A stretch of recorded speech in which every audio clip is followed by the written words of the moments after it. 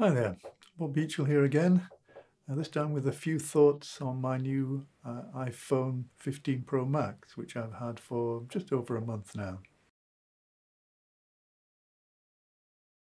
So I upgraded to the Pro Max from my 14 Pro, primarily because I wanted the new improved camera system that's available. And of course, if you want the 5x optical zoom, which I definitely did, you have to go for the Pro Max model.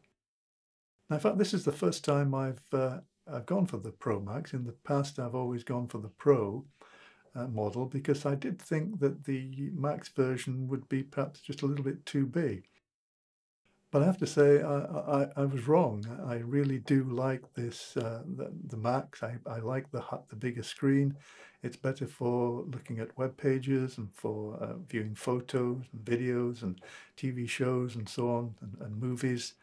It's really excellent. I don't find it too big at all in my hand, and I'm a big convert to this to this bigger size. It's highly unlikely that I'd go back to the Pro model now in future.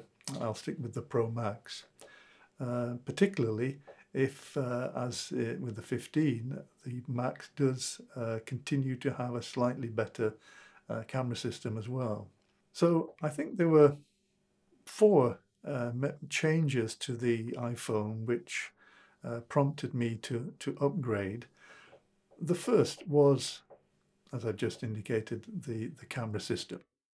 Like many people, my iPhone is my main camera by far. I take the vast majority of my photographs with the iPhone, even though I've got some very good what you might call proper cameras. I have an old Nikon D800 DSLR.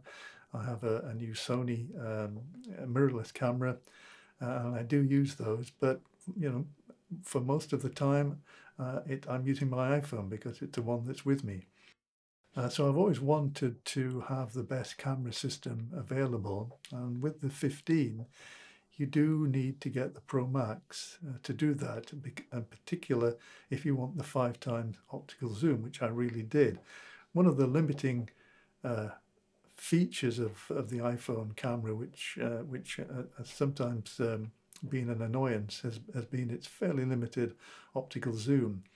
The 14 did have 3x, which was an improvement over the 2x on the 13, but this time it's only the Pro Max which has the new 5x optical zoom, which is 120 millimeters focal length. So I really wanted that, and I'm really enjoying using it. It does enable you to obviously get closer to distant subjects, but also, in fact, it's very, very good for taking portraits. I think typically the best focal length that when I read about this with photographers, they seem to indicate that something around about 85 millimeters is sort of often the best focal length for portraits. But actually, I found that taking portraits with the 120 millimeter lens, the 5x, provided you're not too close, obviously, does give really great portraits. You get an excellent blurred background, bokeh, and it's nice and sharp. So I've really found it very useful for that. So that was one thing I wanted. The other main improvement to the camera, which again I was really interested in, was the fact that was its improved video features. You can now, this is applied I think to both the Pro and the Pro Max, you can now record video in log format, in Apple log format. Now, I'm not an expert videographer. You might say that's obvious from the videos I create here for YouTube, but I have taken to shooting in log format, and as is often has been recommended by many actual photographers, videographers, and so I do that here on my Sony.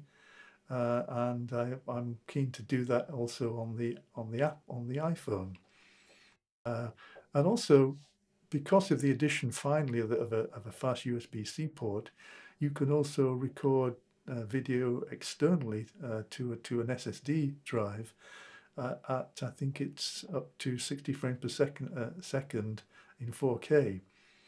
So again, that's another quite a big improvement over the 14, which I'm keen to make use of. So the camera improvement was really the main feature that I was interested in. Oh, another addition as well to the camera. I'm not sure if this is true of the basic 15 and 15 Plus. It may perhaps just the Pro models, but the default image size has increased from 12 megapixels to 24 megapixels, which again is a very useful improvement. So the camera system was the main thing, but also I like the new titanium design. I like the fact that titanium is noticeably lighter than stainless steel. So even though I've got now a Pro Max rather than a Pro, it doesn't feel any heavier than the 15 Pro Max doesn't feel any heavier than my 14 Pro did. In fact, possibly even a little bit lighter. So and I think the titanium looks nicer. And stainless steel was good, but I think titanium maybe is a little bit better. I have the black titanium model here, and I do like the look of it. It's very sleek. I mean, iPhone has always been a beautiful looking device. Well, maybe not in its very early days, but certainly in the past, 4 or 5 iterations, it's a beautiful device, and the 15 is no exception. The 15 Pro Max does also have slightly thinner bezels, I think, which is nice. It almost looks as if the whole of the front is just the display. It's got slightly rounded corners, I believe, more rounded corners than the 14. I mean, it just looks great. A third feature is the action button. Now, I was never a fan of the mute button. I never used it. I was often switching it on by mistake, which was very annoying because then I'd wonder why I was missing phone calls and so on, notifications. So I was never a fan of it. I'm glad that it's no longer there.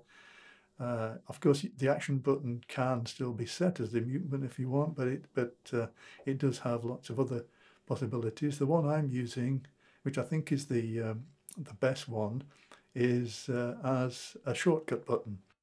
I have a shortcut that I use that I've assigned to the action button, and I find that very useful. I'm hoping that Apple will in fact increase the functionality of the action button in future updates, which I think they probably will. The final addition or change, which I think merits an upgrade, is that finally, at last, Apple has removed the Lightning port and replaced it with a USB-C port. It's about time. It should have been done with the 14 or probably even the 13 models, but now we finally got a USB-C port. And Apple on the Pro models, this is not on the basic 15 model, but on the Pro models, it's the fastest USB-C speed of up to 10 gigabits per second. That means that, as I think I mentioned, you can now record video to an external SSD in ProRes log format at I think it's up to 60 frames per second at 4K. So that obviously opens up a lot of possibilities for using the iPhone as a video camera.